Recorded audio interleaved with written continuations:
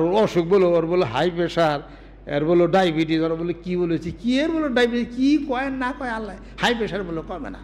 এই ডাক্তার কি এর হাই প্রেশার ওষুধ দিতে, আলফা ফেজ দিছি, হাই প্রেশার সবচেয়ে বড় এই। তারপর ব্যথার ওষুধ হাই পেন এসার পারফেক্ট সিয়ার হ্যান ত্যান দিছি, কাম হয় না, আহত বহ তুমি দিয়ে তোমার প্রেশার কম রেখে রেখে।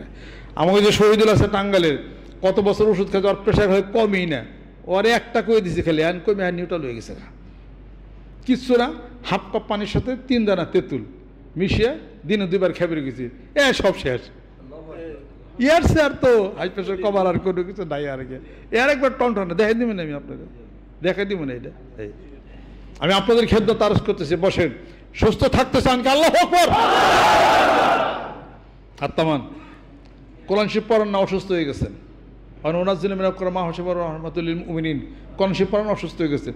ওই দেন এবার গেলেন হাসপাতালে, সব জায়গায় জায়গায় কোরআন শরীফ। আমি গেছিলাম, আমার নাতি আবার একটু সমস্যা হয়েছিল, আমি এগুলো কি কোরআন শরীফ, আমাকে আগতে বলে তো কোরআন শরীফ ছিল না, কয় আমরা দেই, কোরআন শরীফ পড়লে অসুখ ভালো হয়।